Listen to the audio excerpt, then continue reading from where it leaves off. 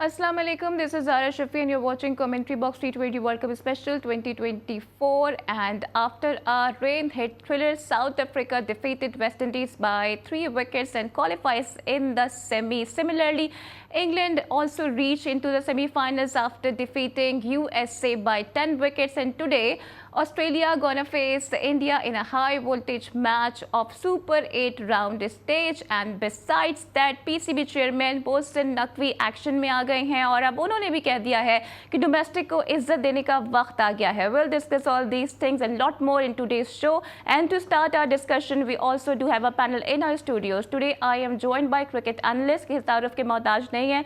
बात कर रही हूँ असगर अजीम की. Asghar, welcome to the show. Hope you are doing great. Thank you. I'm fine. तो असगर, 2 फाइनलिस्ट टीमें हमारे सामने आ चुकी हैं. What are your initial thoughts? क्या लगता है आपको कि आगे कौन सी टीम्स क्वालिफाई करने वाली हैं? क्या वो इंडिया होगी, ऑस्ट्रेलिया होगी या फिर अफगानिस्तान? देखिए, इस वक्त जो सूरत हाल है उसको देखते हुए तो ये लगता है कि इंडिया और ऑस्ट्रेलिया ये क्वालिफाई कर सकती हैं, लेकिन अफ़गानिस्तान को नज़रअंदाज नहीं किया जा सकता. डिपेंड है आज के मैच पे. पहले इंडिया को ख़ुद क्वालिफाई करने के लिए मैच जीतना बहुत ज़रूरी था, लेकिन अब उसका रन रेट इतना बेहतर है कि ऑस्ट्रेलिया के लिए एक चैलेंज हो गया है. तो बड़ा ही दिलचस्प रहा ये फाइनल 8 का मरहला, और यहाँ पे बड़ी बड़ी टीमों को जो है धचके भी लगा और उन्हें बड़ी काविशें करनी पड़ी अपने आप को प्रमोट करने के लिए. ख़ासकर अगर इंग्लैंड की बात करूँ तो आपको अंदाज़ा होगा कि एक मौके पर इंग्लैंड जो है वो इवेंट से बाहर हो रहा था, लेकिन उसने कमबैक किया और इस इवेंट में अपनी जो पहचान बनाए रखी, क्योंकि दिफाई चैम्पियन भी है और जाहिर है उसके पास अच्छे बॉलर्स का साथ भी है, और उसके फिर बैट्समैन जो है वो फॉर्म में आए, और ख़ासकर उनके कैप्टन ने जो इनिंग खेली है, तो मैं समझता हूँ कि इंग्लैंड ने एक अच्छा कमबैक किया और बेहतर मैसेज भी दिया है दूसरों को. लेकिन ऑस्ट्रेलिया की जो शिकस्त थी वो बड़ी जो है वो हजम नहीं हो रही थी कि आखिर ऑस्ट्रेलियन मीडिया भी काफी बैशिंग कर रहा है करंट प्लेयर्स पे. तो ऑस्ट्रेलिया की जो शिकस्त थी वो बड़े जो है समझ में नहीं आ रही थी. लेकिन अगर आज के मैच में इंडियन ओपनर्स नहीं क्लिक करते, एक अच्छा ओपनिंग स्टैंड नहीं देते हैं, तो उसका मुकम्मल बेनिफिट ऑस्ट्रेलिया को होगा. वैसे तो जीतने के लिए ऑस्ट्रेलिया के लिए बहुत ज़रूरी है, लेकिन अगर ओपनिंग स्टैंड नहीं देते हैं इंडियन ओपनर्स तो फिर उनके लिए रास्ता ज़्यादा हमवार होगा. ठीक है, तो इस पर तो हम ज़रूर बात करेंगे, लेकिन let's talk about south Africa और इंग्लैंड. और हमने ये भी देखा है कि साउथ अफ्रीका 2014 के बाद अब यानी कि 10 साल बाद सेमीज़ में पहुंचा है. हाँ दिया, बिल्कुल आपकी बात सही है. साउथ अफ्रीका के लिए ये बहुत ज़रूरी था, क्योंकि बहुत अरसे से साउथ अफ्रीका स्ट्रगल कर रहा था. लेकिन एक अलमिया ये है कि ये हमेशा चौकर मशहूर रहे और सेमीफाइनल में ये बाहर हो जाते हैं. तो इस बार देखना है साउथ अफ्रीका के लिए कि क्या वो फाइनल के लिए क्वालिफाई कर पाते हैं, क्या वो माजी की रिवायत को वो फरामोश कर पाएंगे, एक नई तारीख रकम कर पाएंगे. गो के उनकी भी टीम अब मुत्तहिद नज़र आ रही है और काफ़ी मेहनत कर रहे हैं, लड़के जान मार रहे हैं और मैच गेम प्लान के मुताबिक वो खेल रहे हैं. लेकिन असल चीज़ ये है कि क्या साउथ अफ्रीका के लिए तो सेमीफाइनल में क्वालिफाई करना समझ लें कि वो फाइनल जीत गया, क्योंकि आज तक वो फाइनल नहीं खेल सका है, हमेशा सेमीफाइनल में वो बाहर होता रहा है. तो देखते हैं आज क्या मज़ीद उसकी अपडेट आती हैं. बिल्कुल, और डिस्कशन के सिलसिले को आगे बढ़ाते हैं. अभी हमें ज्वाइन कर रहे हैं senior sports anchor Ali Salman. Ali भाई, welcome to the show. Hope you are doing great. और फरमाइएगा कि आज एक हाई वोल्टेज मैच होने जा रहा है सुपर 8 राउंड का. फेवरेट टीम कौन सी नजर आ रही है आपको? जी, अस्सलाम वालेकुम. Thank you so much Zara, आपने मुझे इनवाइट किया. यह बड़ा एक ज़बरदस्त है कि जो ये एक हाई वोल्टेज मैच है, और इस मैच में यकीनी तौर पे दोनों टीमों के लिए जो है डू एंड डाई की सिचुएशन है, क्योंकि इंडिया को सिर्फ ये मैच जीतना है, जबकि ऑस्ट्रेलिया को जो है वो अपने रन रेट को भी जो है वो देखना है. और इस मैच का जो नतीजा है वो डेफिनेटली वो बांग्लादेश और अफगानिस्तान का जो मैच है उस पर भी इम्पैक्ट डालेगा. अली भाई, लेकिन अगर आप ऑस्ट्रेलिया की टैक्टिक्स को देखें तो स्टीव वॉ हो, रिकी पॉन्टिंग हो, या अभी जो इनके करंट कैप्टन है वो हो, अटैकिंग क्रिकेट खेलते हुए नजर आते हैं. कैसे टैकल करेगा भारत इनको? नहीं, बिल्कुल देखें, दोनों के दरमियान आपको पता है रिवेंज गेम होगा. इससे पहले ये वर्ल्ड कप में आपको याद होगा कि किस तरह से ऑस्ट्रेलिया ने जो है वो हराया था इंडिया की टीम को, और इंडिया की टीम इस पर जिस तरह से खेल रही है, ठीक है उनका टॉप ऑर्डर परफॉर्म नहीं कर रहा, लेकिन पूरी टीम उनकी जो नीचे अगर आप देखें पंच से लेकर मिडिल ऑर्डर तक और फिर हार्दिक पांड्या तक का सबके सब किसी न किसी मैच में अपना कंट्रीब्यूशन जरूर डाल रहे हैं. दूसरी तरफ अगर हम ऑस्ट्रेलिया की बात करते हैं तो ऑस्ट्रेलिया जिस तरह लास्ट मैच खेला अगेंस्ट अफगानिस्तान, फील्डिंग के लैप्सेस नजर आए, बैटिंग में कैजुअल अप्रोच नजर आई है, उससे उनको कॉस्ट हुआ और यही वजह कि आज का जो मैच है वो इनके लिए बड़ा इंपॉर्टेंट हो गया है। अली भाई, लेकिन जिस तरह से अफगानिस्तान ने ऑस्ट्रेलिया को हराया है, इंडिया के लिए एक रास्ता उन्होंने बना दिया है। क्या आप समझते हैं अब थोड़ी आसानी होगी रोहित शर्मा को ऑस्ट्रेलिया को हराने में? देखिए, ये बड़ा मैच होगा और ये बड़ा मैच है, बड़ा मुकाबला है। आसानी तो इस सच में नहीं कह सकता, ऑस्ट्रेलिया एक बड़ी मजबूत कंटेंडर है और हमें नहीं भूलना चाहिए कि 50 ओवर की champion Australia, ICC test champion Australia, women's world cup champion Australia, under 19 का cricket world cup champion Australia. तो ये आखिरी ताज है जो उनके सर पे सजना रह गया कि वो T20 वर्ल्ड कप की भी चैंपियन हो जाए। तो पूरी जान लगाएंगे, पूरी तरह से वो कोशिश करेंगे और अफगानिस्तान के बाद जितना उन पर क्रिटिसिज्म हुआ है तो उस टैग को जो है वो धोने की कोशिश करेंगे और अगेंस्ट इंडिया जो है वो अच्छी परफॉर्मेंस का मुजाहरा करने की पूरी कोशिश करेंगे। असगर, आपको क्या लगता है कि आसान होगा भारत के लिए ये मैच हराना, क्योंकि ऑस्ट्रेलिया इस वक्त जख्मी शेर है? नहीं, आसान तो हरगिज़ नहीं होगा, क्योंकि जाहिर है ऑस्ट्रेलिया को हमेशा कमबैक किया है और उसकी जो स्ट्रेंथ है वो इस पोजीशन में है कि वो इंडिया को टफ टाइम दे। और फिर रन रेट का जो उन पे दबाव है, ये चीज़ थोड़ी सी उनको जो है हिकमत अमली बनानी पड़ेगी कि आया अगर फर्स्ट बैटिंग करें या सेकंड बैटिंग करें तो उनके स्ट्रेटजी क्या होनी चाहिए और किस तरीके से रन रेट को बेहतर किया जा सके। चूँकि इंडिया अगर हार भी जाता है तो उसको लॉस मेरा ख्याल नहीं है, वो आराम से सेमीफाइनल में पहुँच जाएगा। लेकिन ऑस्ट्रेलिया के लिए ज़रूरी है कि वो मैच जीतने के साथ साथ अपने रन रेट को भी बेहतर करें। और जो कुछ ऑस्ट्रेलिया के साथ अभी खुद उसकी अपनी मीडिया ने किया है, तो मेरा ख्याल है कि थोड़ा सा तो वो इसको एज हासिल होगा और वो चीज़ को सीरियस लेंगे। और वैसे भी ऑस्ट्रेलिया की टीम और उसका जो स्ट्रक्चर है पूरा का पूरा, जैसे अली सलमान भी बता रहे हैं कि तमाम टाइटल इस वक्त आईसीसी की उन्हीं के पास है और एक T20 रह गया है। तो मेरा ख्याल है कि ऑस्ट्रेलिया, तो मैं तो उसको 70% पहले भी सेमीफाइनल में देख चुका हूँ, तो मेरा ख्याल है कि वो सेमीफाइनल में के लिए क्वालिफाई तो करेंगे। तो असगर, जैसा कि आप ये कह रहे हैं, अली सलमान, आपको क्या लगता है कि भारत आज ये मैच लूज कर जाएगा? क्योंकि असगर तो इस तरफ ही इशारा कर रहे हैं। नहीं, ऐसे तो नहीं कह सकते कि लूज कर जाएगा भारत। ये मैच दोनों की तरह अच्छा मुकाबला होगा और बराबर का मुकाबला होगा दोनों टीमों के दरमियान। दोनों ही टीमें बड़ी मजबूत हैं, दोनों ही जो तमाम बॉक्सेस को फिल कर रही हैं। अब ये कहना कि भारत ये मैच लूज कर जाएगा, ये बड़ा कबल इस वक्त होगा। लेकिन दूसरी तरफ ऑस्ट्रेलिया की कोशिश जरूर होगी कि ऑस्ट्रेलिया ना सिर्फ मैच जीते बल्कि उनको एक बड़े मार्जिन से मैच जीतना है। तो आज एग्रेसिव क्रिकेट देखने को मिलेगी हमें ऑस्ट्रेलिया की जानिब से, क्योंकि मैच के साथ साथ रन रेट उनके लिए बड़ा जो है वो मैटर करेगा। तो असगर, जो लास्ट 5 मैचेस हुए हैं, भारत 4 में कामयाब रहा है, लेकिन आईसीसी इवेंट्स की हम बात करें तो कुछ मसले मसाइल रहते हैं, बहुत करीब आ जाते हैं लेकिन फिर भी हार जाते हैं भारतीय।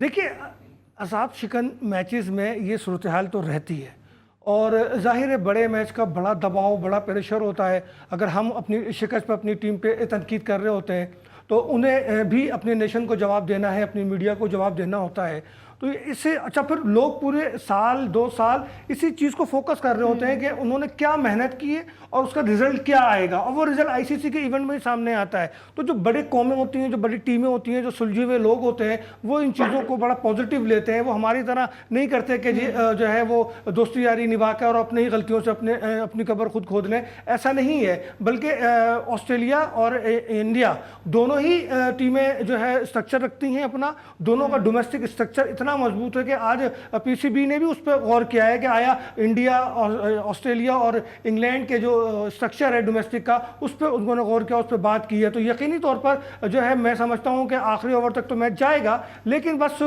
है मेरी अपनी ऑब्जर्वेशन कि ऑस्ट्रेलिया सेमीफाइनल तो खेलेगा।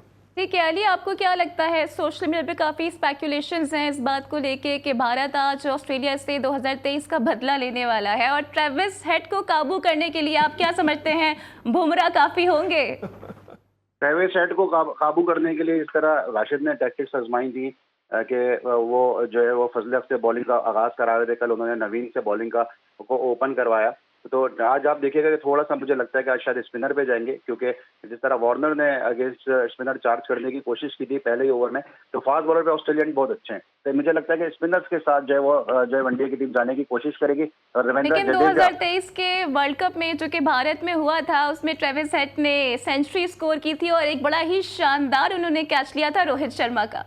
जी, वही मैं कह रहा हूँ कि चूंकि फास्ट बॉलर को अच्छा खेलते हैं और ये चीज रोहित शर्मा के भी जहन में होगी, तो मुझे आज ऐसा लगता है कि भारत जो है वो स्पिनर से अटैक कराएगा और स्पिनर्स पे जो है वो टेस्ट करने की कोशिश करेगा ऑस्ट्रेलियन ओपनर्स को। चूँकि ऑस्ट्रेलिया हमेशा ही स्पिनर्स पे जो है वो थोड़ा सा लूज रहता है, उसके स्ट्रक्चर में भी यही प्रॉब्लम है।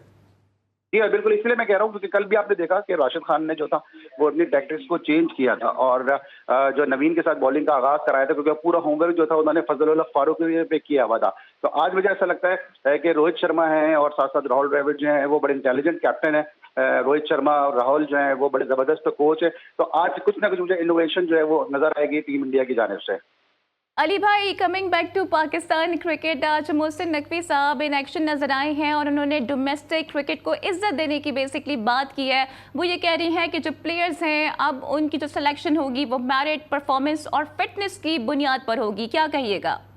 देखें, action speaks louder than word, ये आपने भी सुना है, ये मैंने भी सुना है। और मोहसिन नकवी के अभी तक सिर्फ अल्फाज ही अल्फाज हैं, एक्शन तो मुझे कहीं नजर आ नहीं रहे हैं। अगर वो डोमेस्टिक को इज्जत देना चाहते हैं तो फिर वो साद खान को उस कैंप में रखें जो अभी 24 जून से शुरू हो रहा है, जिसने डोमेस्टिक में बड़ा जबरदस्त परफॉर्म किया है। और अगर वो डोमेस्टिक को इज्जत देना चाहते हैं तो रावलपिंडी और KRL के अब्दुल फसी खान, जिनको इमर्जिंग प्लेयर करार दिया गया लास्ट डोमेस्टिक का, उसको रखें उस कैंप के अंदर। फिर मोहम्मद अली, सबने बात की कि उसको वर्ल्ड कप में होना चाहिए। वर्ल्ड कप तो दरकिनार, वो उस कैंप में भी नहीं है जो 24 तारीख से लग रहा है। तो अगर ये डोमेस्टिक को इज्जत देना चाहते हैं तो पहले डोमेस्टिक के परफॉर्मर को तो वो अपॉर्चुनिटी दें जिसके वो हकदार हैं। ठीक है। उन्होंने वैसे ये कहा है कि जो डोमेस्टिक प्लेयर्स अच्छा परफॉर्म कर रहे हैं उन्हें आगे मौके फराहम किए जाएंगे। कुनूज दिल्ली दूरस्त, आगे खुद मोहसिन नकवी होते हैं या नहीं होते, ये भी एक बड़ा सवाली निशान है। पाकिस्तान में तो कुछ पता ही नहीं चलता कि आगे कौन है। लेकिन जो अभी जो डोमेस्टिक के परफॉर्मर है, आपका पॉइंट ऑफ व्यू क्या है? क्योंकि अगर फिटनेस की बात हो रही है तो फिर आजम खान का क्या होगा और फिर उनका क्या होगा जिन्होंने फिटनेस टेस्ट ही खत्म करवा दिए थे? देखिए, बात यह है कि मोहसिन नकवी साहब ने एक अच्छी बात की है कि वो डोमेस्टिक को इज़्ज़त देना चाहते हैं। तो पहले और मेरिट पे और फिटनेस पे वो कहते हैं कि टीम का इंतखाब होगा। तो अब जो वर्ल्ड कप के लिए टीम का इंतखाब हुआ था, क्या वो मेरिट और फिटनेस के लिहाज से उसका इंतखाब हुआ था? पहले तो मोहसिन नकवी साहब इसका जवाब दे दें। दूसरा ये बता दें कि 3 नाम तो अली सलमान ने गिनवा दिए, चौथा नाम उसामा मीर का है। उसे कैंप में क्यों नहीं बुलाया गया? क्या उसने कोई तौहीन अदालत कर दी या तौहीन PCB कर दी, तौहीन अजहर महमूद कर दी, तौहीन वहाब रियाज कर दी? ऐसा क्या कर दिया? अगर उसने चेयरमैन से रब्ता कर लिया था तो उसामा मीर को क्यों नहीं बुलाया गया? किस बात की सजा दे रहे हैं? एक नौजवान के कैरियर पे क्यों ब्रेक लगा रहे हैं? ये होते कौन है इस तरह से टैलेंट को जाया करने वाले? अगर आप बात कर रहे हैं, अब एक चीज कह रहे हैं कि मेरिट पे होगा, तो मेरिट वाली चीज तो सामने लाए पहले। एक चीज तो प्रैक्टिकली सामने नहीं आई कि मेरिट है क्या भला। भाई, अगर उसामा मीर आपके मेरिट पे नहीं आता तो फिर कैंप में कोई लड़का आपके मेरिट पे नहीं आता। क्यों आपने कैंप में बुला लिया? क्यों आपने ये ऐलान कर दिया?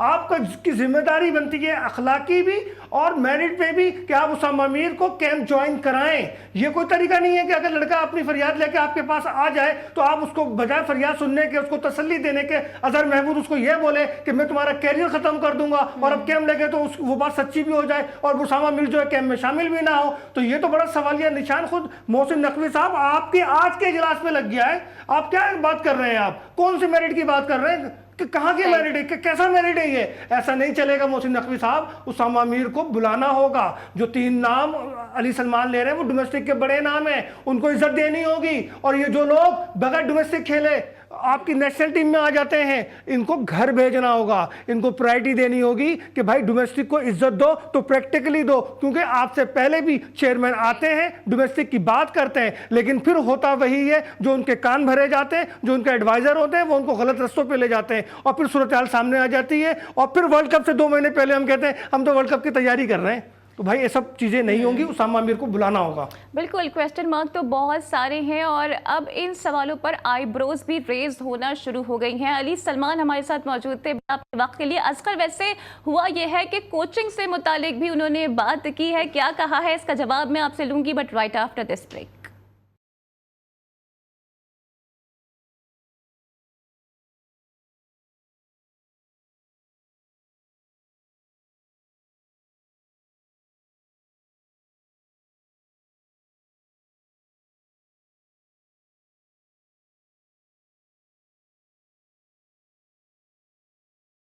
Welcome back to commentary box. T20 world cup special 2024। और ब्रेक से पहले हम यही बात कर रहे थे कि प्लेयर्स की सिलेक्शन का पैरामीटर तो बेसिकली सेट कर दिया गया है, लेकिन कोचेस की सिलेक्शन का पैरामीटर क्या होगा इस पर हम बात करेंगे। हमें ज्वाइन कर रहे हैं former first class cricketer Sajid Khan साहब। Sir, welcome to the show, hope you are doing great. और मोहसिन नकवी साहब, आपको पता है कि इन एक्शन आ गए हैं सिलेक्शन के हवाले से, प्लेयर्स के उन्होंने पैरामीटर सेट कर दिया है, लेकिन वो ये कह रहे हैं कि कोचेस के लिए भी मास्टर कोचेस रखे जाएंगे, तो क्या वो भी सर ऑस्ट्रेलिया से ही आएंगे?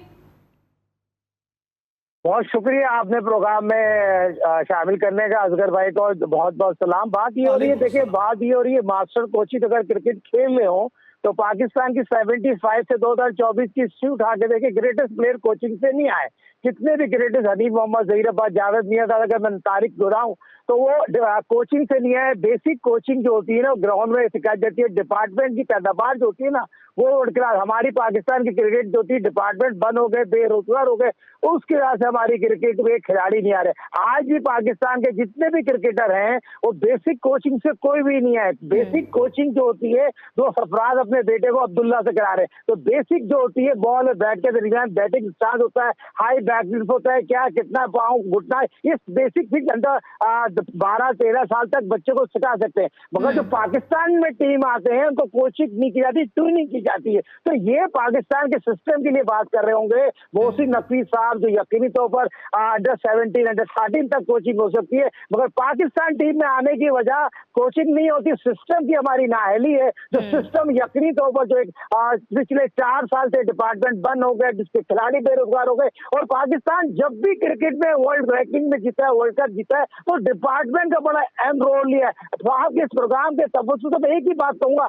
डिपार्टमेंट की क्रिकेट को बहाल करें, खिलाड़ी को रोजगार किया जाए और खिलाड़ी को सहूलत दी जाए। और दूसरी चीज, दो लोग इस सेंटर कॉन्ट्रैक्ट को एक्सेप्ट ना कर रहे हो और प्लेयर पावर यकीनी तौर पर 75 2024 में भी हुआ है, तो ये चीजों को भुलाना चाहिए और क्रिकेट को फोकस करना चाहिए। जैसे कि आपने देखा है, जैसे असगर ने बात की, मैंने बात की, क्या अली रफी, आपने अली सलमान मैंने बात की थी। अफगानिस्तान ने सब कुछ शीशा दिखा दिया है।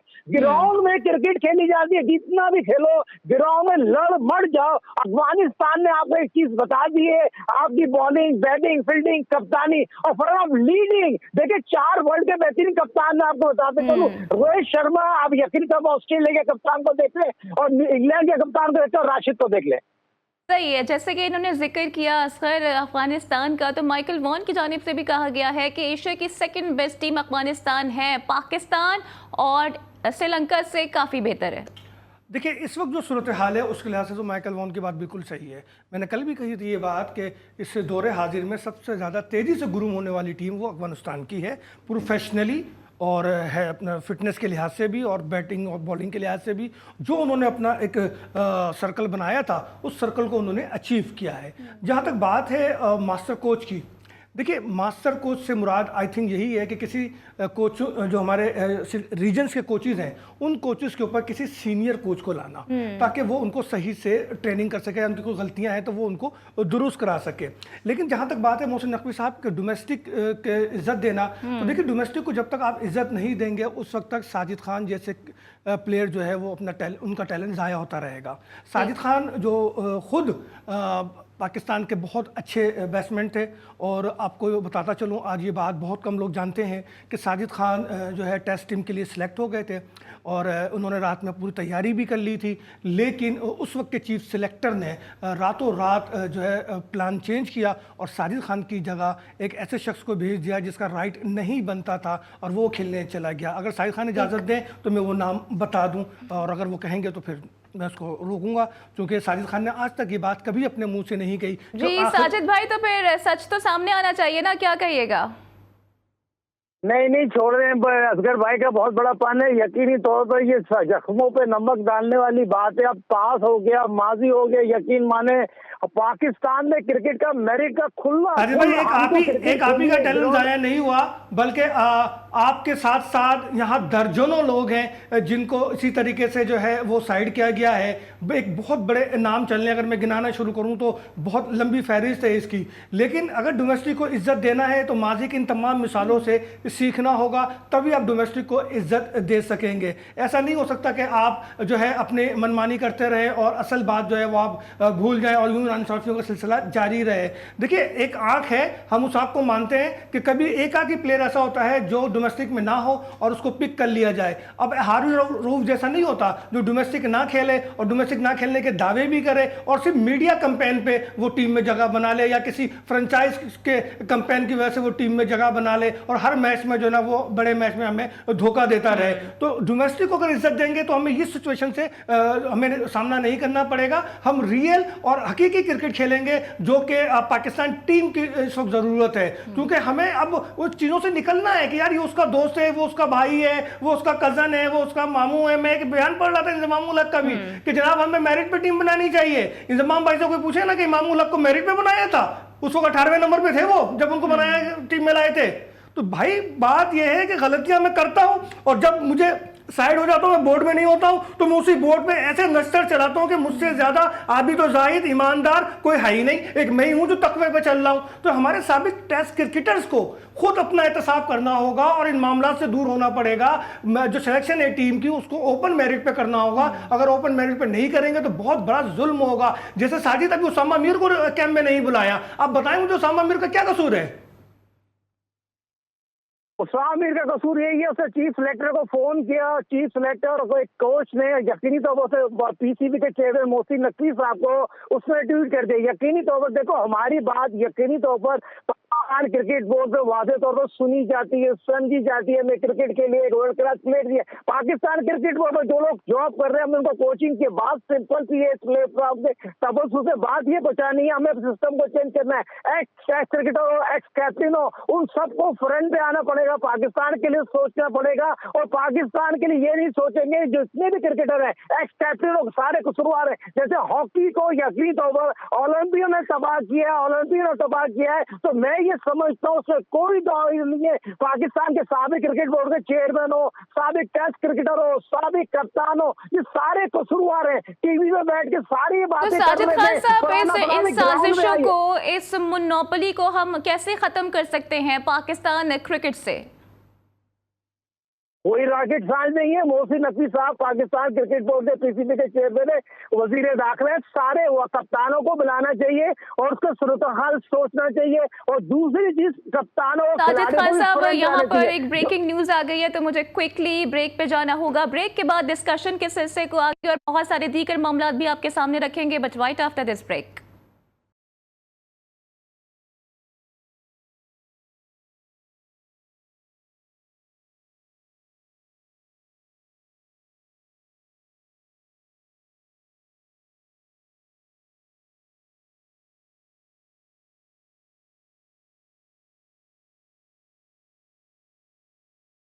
Welcome back to Sprite commentary box T20 world cup special 2024। और ब्रेक से पहले हम यही बात कर रहे थे कि कोचिंग जाहिर है एक बहुत इंपॉर्टेंट मरहला भी होता है, लेकिन हमारे यहाँ अनफॉर्चुनेटली असर ये है कि हम फॉरेन कोचेस पर रिलाई करते हैं, उन पर रिलेक्टेंट रहते हैं। ऐसा क्यों नहीं है कि हम अपने लोकल कोचेस की तरफ जाएं जैसे कि इंडिया जाता है?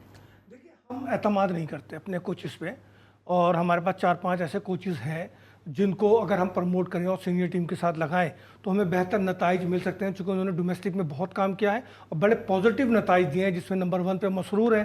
पूरा पाकिस्तान जानता है कि मसरूर की परफॉर्मेंस अंडर 19 को उन्होंने किस तरीके से खड़ा किया है। फिर हमारे पास पेशावर जलमी के एक कोच हैं अरशद राशिद खान, वो बहुत ज़बरदस्त कोच रहे हैं। उन्होंने KPK को तमाम टाइटल जो है डोमेस्टिक के वो जितवा के दिए। फिर हमारे पास एक कोच खुद साजिद खान, जिन्होंने PIA की से कोचिंग की और एक तवील अरसे तक वो कोचिंग करते रहे। फिर आसिम रिजवी हमारे एक कोच हैं। तो हम जब इन लोगों को प्रमोट करेंगे, इनको नेशनल टीम के साथ लगाएंगे, तो यकीनी तौर पर हमें उसका बेनिफिट मिलेगा और हमारी टीम को भी बेनिफिट मिलेगा, क्योंकि ये लोग वो हैं जो प्लेयर को ग्रास रूट से जानते हैं कि मामलात हैं क्या और प्लेयर को कैसे गाइड किया जा सकता है, कैसे उसको जो है उसकी खामियों को दूर किया जा सकता है। लेकिन होता यह है कि हम ऐसे लोगों को कोच लगा देते हैं और फिर बाहर से कोच ले आते हैं जो हमारे प्लेयर के ना ही तो नेचर को जानते हैं और ना ही उनकी नफ्सियात को जानते हैं। तो असगर उस्मान ख्वाजा की जानिब से भी सवालात उठा दिए गए हैं। वो कह रही हैं पाकिस्तान की नाकामियों की वजह यही है कि कभी हमारा सिलेक्शन बोर्ड बदल जाता है तो कभी कप्तान बदल जाता है। फिर उन्होंने ये भी कहा कि बाबर अगर समझते हैं कि वो एक बेहतर कप्तान है तो उसका आइडिया उनको ज़्यादा बेहतर तरीके से होगा। कैसे रेट कर रहे हैं आप उनकी इस बात को? देखिए, उस्मान ख्वाजा की अपनी ऑब्जर्वेशन है, लेकिन ये कहना कि उनको बेहतर रेट करना होगा बाबर आजम को, बाबर आजम में तो कप्तानी की कोई जरासीमी नहीं है। उनको तो ज़बरदस्ती एक साजिश के तहत हाँ। सरफराज के सामने खड़ा किया गया। और आपने देखा, देखिए मैं हमेशा एक बात कहता हूं कि जगह लेने से ज़्यादा बेहतर है कि आप अपनी जगह बनाएं।